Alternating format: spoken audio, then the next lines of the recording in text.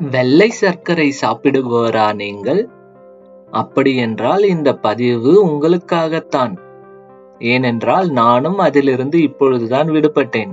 வெள்ளை சர்க்கரையில் ஃப்ரக்டோஸ் அளவு அதிகமாக இருப்பதால் கல்லீரல் அதிகப்படியான கொழுப்பு சேர்ந்து அதன் செயல்திறன் பாதிப்பை அடைகிறது. செரிமான மண்டலத்தையும் பாதிப்பதால் செரிமான கோளாறுகள், மலம் கழித்தல் பிரச்சனைகள் ஏற்படுகிறது. வெள்ளை சர்க்கரையில் கலோரிகள் அதிகம் இருப்பதால் உடல் பருமன் மற்றும் நீரிழிவு பாதிப்புகள் அதிகம் உண்டாகின்றன. குழந்தைகள் தொடர்ந்து வெள்ளை சர்க்கரை அதிகம் கலக்கும் குளிர்பானங்கள் குடிப்பதால் அளவிற்கு மீறிய உடல் பருமன் ஏற்படுகிறது.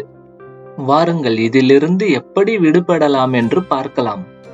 நமது அன்றாட உணவில் இனிப்பு, கசப்பு, துவர்ப்பு, உவர்ப்பு, காரம் போன்ற அறுசுவைகளையும் முறையாக எடுத்துக்கொண்டால் எந்த நோய் நொடியின்றி ஆரோக்கியமாக வாழலாம்.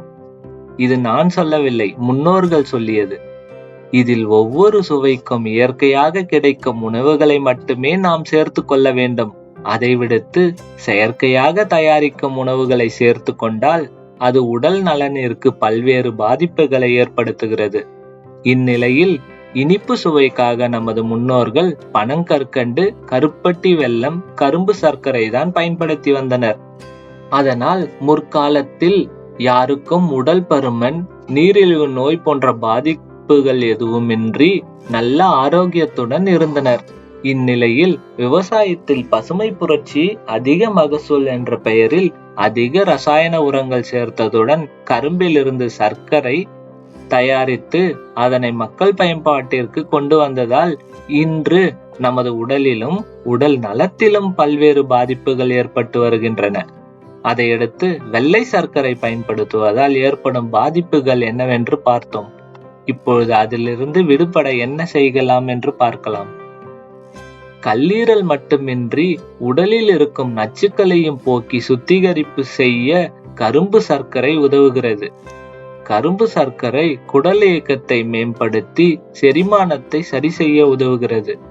கரும்பு சர்க்கரையில் கலோரிகள் குறைவாக இருப்பதால் நீரிழிவு பாதிப்பு உள்ளவர்கள் கூட இதை எடுத்துக் கொள்ளலாம்.